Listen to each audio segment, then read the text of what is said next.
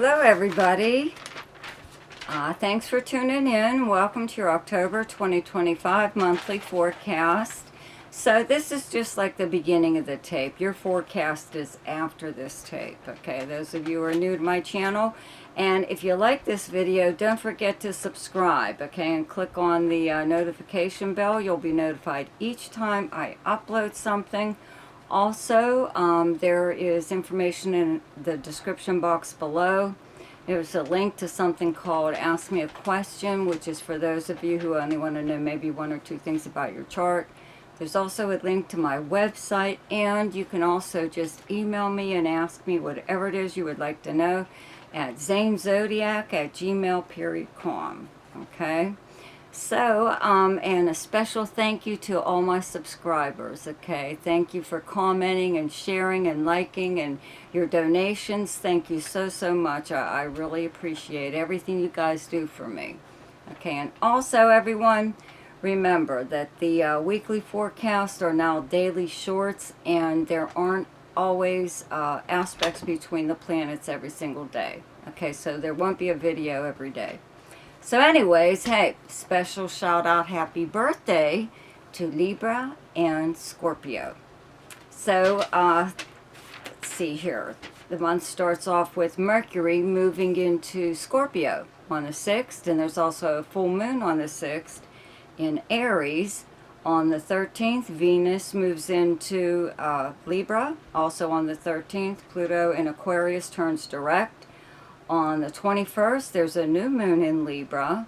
And on the 22nd, Mercury, that is still in Aries in retrograde motion, falls back finally into Pisces and finishes out its transit in Pisces and then moves into Aries fully at the beginning of next year. Okay? So then also on the 22nd, the sun moves into Scorpio, and on the 29th, Mercury moves into Sagittarius. So now for your forecast. Hi, Gemini. So, first off, the planet Uranus is still in your sign. It's retrograde, and it is leaving your sign, I believe, next month, and will move back into your sign in like April of next year, okay? So you got a little bit of a preview of what it was like over the summer to have this planet in your sign. Okay, I just thought I'd mention that. It is retrograde, so it's getting ready to fall back into Taurus. So it will finish out its transit there. Okay, then it will move into your sign next year. But anyways, the sun is in Libra in your 5th house of fun. Fun and romance, creativity, gambling, speculation, any kind of form of entertainment or game or sport of any kind, and anything to do with children. And there's a new moon here on the 21st. And Mercury is here up until the 6th, and Venus moves here on the 13th. So there's all these nice planets in your 5th house. Okay, of fun, especially when Venus moves here. On the 13th, it's here till the end of the month into next month. You know, you may just feel like socializing a lot more, and possibly being invited to or going to a party. But romance, you know, this is the house of romance, so having Venus here doesn't hurt, right? Doesn't hurt at all. But this is also the house of creativity, so it will also help you within any kind of creative project that you're involved in. It enhances it, you know, in some way or other, gives it that little Venus touch. Also, if you're in a collaboration, it has, as far as creativity goes, or anything, even any kind of collaboration within games or sports, or even a child, with Venus here, makes it go very smoothly. It seems that everything's fair, you know, everybody does their part, equal, whatever. So you know, and if I were you, just because of having the planet Uranus in your sign, I would tell you to gamble, okay, especially once Venus moves here from the 13th on. You know, just get a scratch-off ticket from the lottery or something. You know, I don't know if you go to a casino or whatever, play cards or bingo, you know, but you may find that you're doing pretty well, you know. But this is the sun is here the same time every year, so this could be your time to go out and have fun. You do something, possibly maybe travel, or you do something at your home. You know, maybe you have a party, a house party, or you're in touch with you know, family or relatives or something or other. You know, Venus is still in Virgo and your 4th house of your home and family, okay, up until the 13th before it moves into Libra. So there's still whatever going on in your home. Excuse me. Venus here makes you like want to, you know, spruce up the place in some way or other. Also, though, as far as romance goes, if you are involved with someone right now and it's like kind of new, most of your romantic times will be spent in a home setting, you know, either yours or theirs, whatever. Okay, and you know, Jupiter in Cancer is in your 2nd house of earned income and money, which is like why I do tell you to gamble. You know, Jupiter in the 2nd house does help to bring in more money. A lot of times it goes out just as quickly, but at least you break even. You know, you have the money to purchase or do whatever it was that you needed to do. Okay.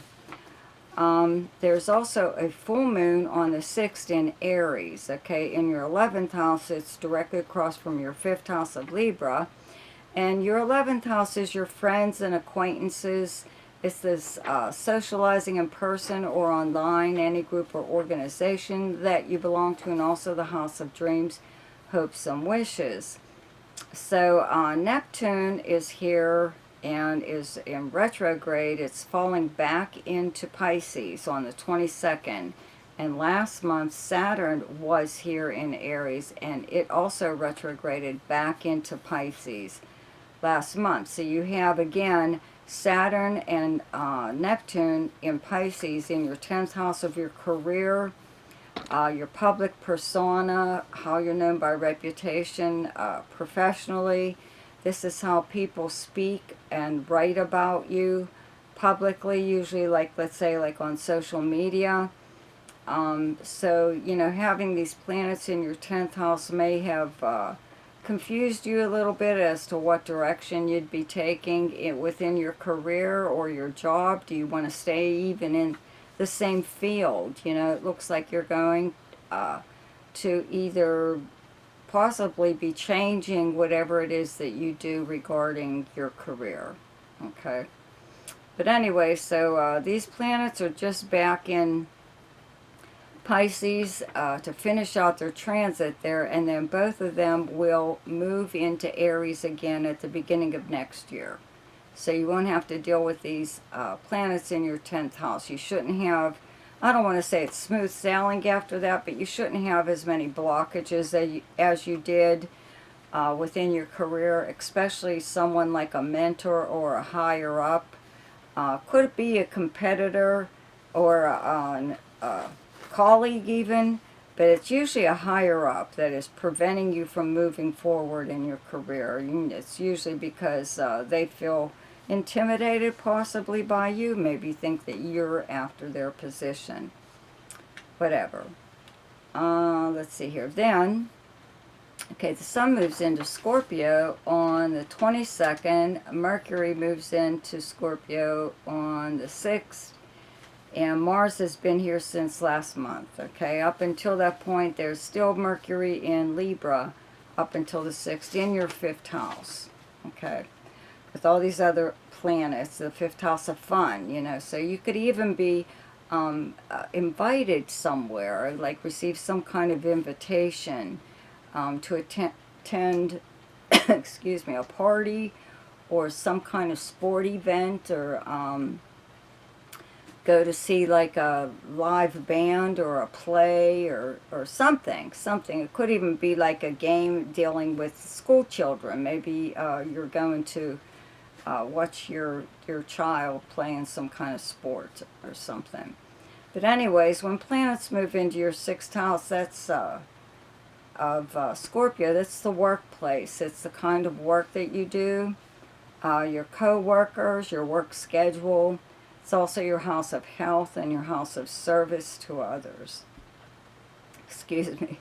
So, you know, just having these planets here just turned your attention to this area. You know, Mars has been here since last month, so you were already doing something in regards to your job, your workplace, the people you work with even. Something, possibly trying to change something there. Could even be your schedule or an assignment that you're on or whatever. You know, you're not backing down. Mars is that kind of planet. You know, it really helps you stand up for yourself. So if there was something going on within the workplace, you know, you really didn't let people walk all over you. You spoke your mind, and maybe that's why there are some nice changes happening in this area now.